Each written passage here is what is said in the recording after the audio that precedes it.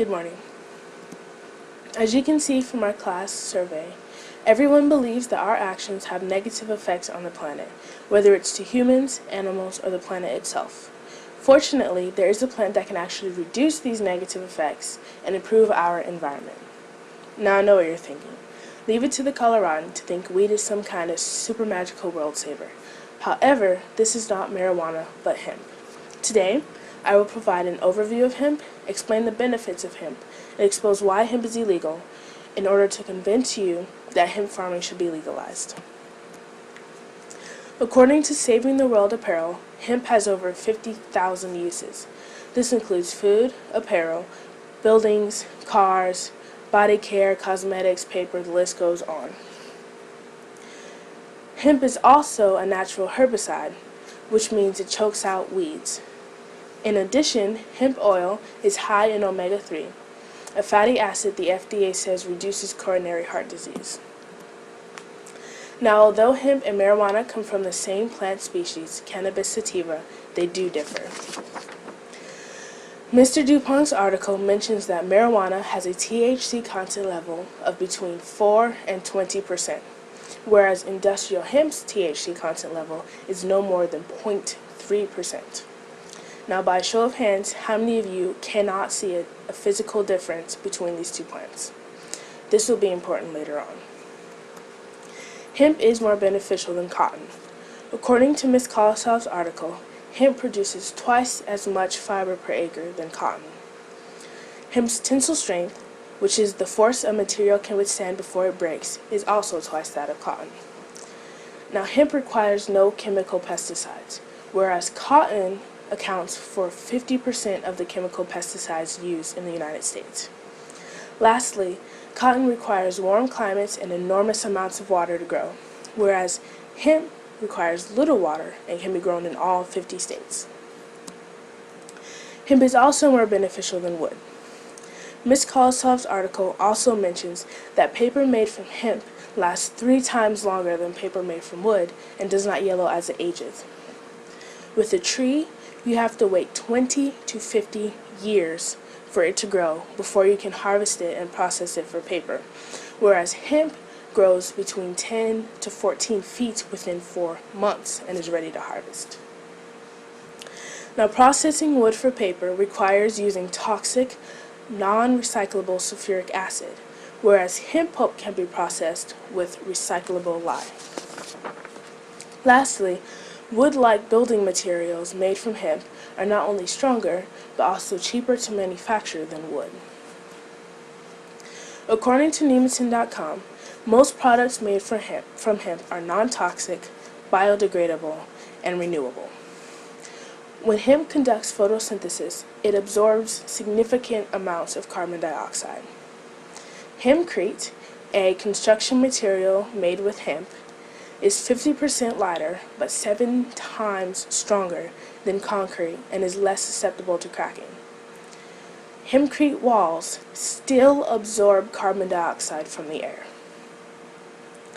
Now, using hemp as a source for paper means that we won't need to chop down millions of trees, which means wildlife habitats can be preserved and there will be more oxygen supply for humans.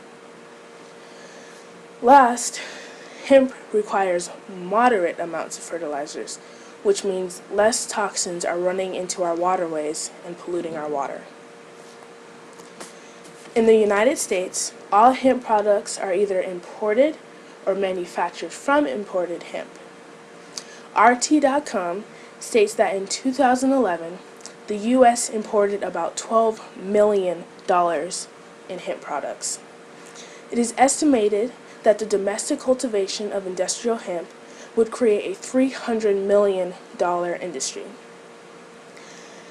Now, hemp is more profitable if it's processed near its source, which means the United States would have to build more processing plants, which would lead to more jobs. There's also a promising global market for industrial hemp products and producers. Over 30 nations permit the growing of industrial hemp, the United States being the only nation that prohibits it. This is due to the fact that the Drug Enforcement Administration, or DEA, doesn't distinguish between industrial hemp and marijuana, according to the Controlled Substances Act, or CSA. The CSA defines the term marijuana, and I'm paraphrasing, as all parts of the cannabis sativa plant, but the term excludes anything produced from the stalk, which is where hemp is derived. The CSA also classifies anything that contains THC, such as marijuana, as a Schedule I controlled substance, which places it among the most harmful and dangerous drugs.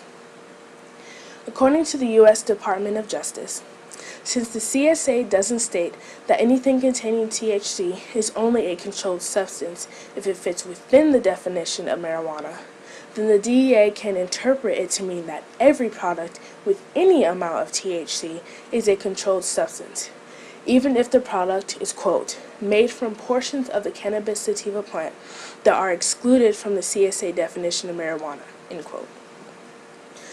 During my interview with Lawrence Serban, owner of the Hemp Traders Company, he stated that the government's biggest concern about legalizing hemp farming is for law enforcement. In fact, the DEA's primary argument against hemp farming is that it would make it harder for drug officials to distinguish between marijuana and hemp farms, making it easier for people and farmers to grow illegal marijuana. However, according to Dr. David West, the lead scientist of Hawaii's Hemp Research Project, in countries where hemp farming is permitted, the police have experienced no such problems. Let's look back at this slide.